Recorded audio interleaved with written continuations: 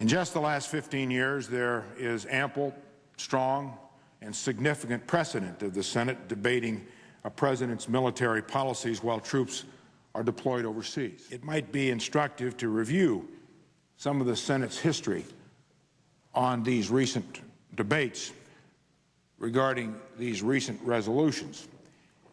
Let me begin with Bosnia. In June of 1992, U.S. forces began to deploy to Bosnia.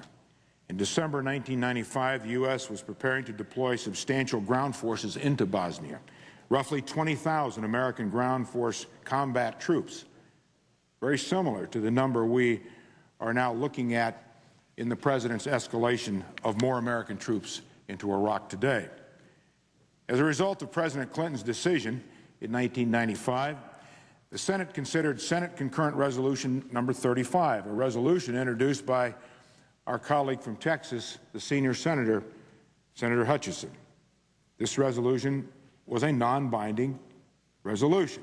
Again, this was a non-binding resolution.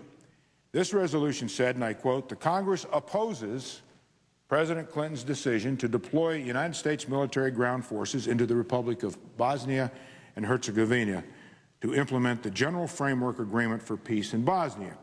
End of quote. This resolution also said, quote, "Congress strongly supports the United States military personnel who may be ordered by the President to implement the General Framework for the Peace in Bosnia." So, end of quote. So therefore saying we support our troops, but we disapprove of the President's policy to send more troops. This resolution also said that it was a continuation of the previous debate on support of the troops already deployed. As Senator Hutchison said on the Senate floor on December 13th, quote, "There are many of us who do not think that this is the right mission, but who are going to go full force to support our troops. In fact, we believe we are supporting our troops in the most effective way by opposing this mission because we think it is the wrong one." End of quote. A month earlier, in November 1995, Senator Hutchison framed the complexities of our military intervention in Bosnia in terms that are eerily relevant for today. She said, and I quote, "I'm very concerned that we are also setting a precedent for our troops to be deployed on the ground in border conflicts, in ethnic conflicts, in civil wars," Senator Hutchison said, end of quote. Opposition to the President's policy, but strong support for the U.S. military, similar to the debate we are having today on Iraq. Senator Hutchison's resolution had 28 co-sponsors, including our friends and colleagues, Senators Inhofe, Craig, Kyle, Lott, Bennett, Hatch, Shelby, and Stevens. On December 13, 1995, 47 senators voted in favor of Senator Hutchison's non-binding resolution. That day, 47 senators believed that you could oppose the President's policy but still support our troops. The next day, December 14, 1995, the Senate considered Senate Joint Resolution 44, a binding resolution introduced by Senator Dole. This resolution supported U.S. troops in Bosnia. This resolution had 6 co-sponsors, including our colleagues Senators McCain and Lieberman. On December 14, 1995, the Senate adopted this resolution by a vote of 69 to 30. Now that was Bosnia, 1995. Somalia. In December 1992, U.S. troops began to deploy to Somalia.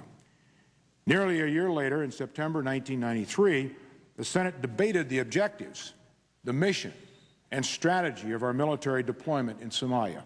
Speaking on the Senate floor on September 23, 1993, Senator McCain framed the debate when he said, quote, "Somalia is a prime example of lofty ambitions gone awry. Our servicemen and women have become part of a mission to build Somalia into a stable democracy, something, incidentally, it has never been, and shows no sign of ever becoming, at least in this decade. The manner in which military force is to be used to further this grandiose objective has been left unclear," Senator McCain went on to say. "Without a clear military objective, our forces in Somalia have found themselves involved in a situation where they cannot distinguish between friend and foe. they have often been presented with situations where they cannot even distinguish between civilians and combatants. The end of Senator McCain's floor statement.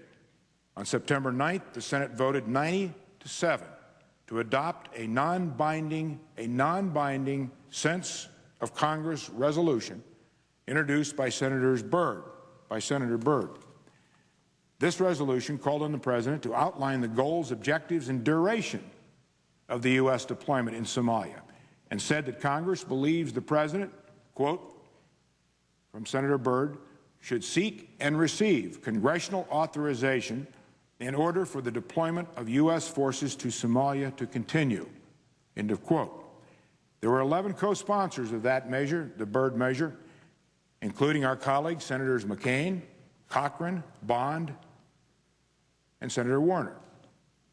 1 month later, after the horrible death of 18 U.S. troops in early October, the Senate considered 2 binding measures to cut off funds, one introduced by Senator McCain and one by Senator Byrd.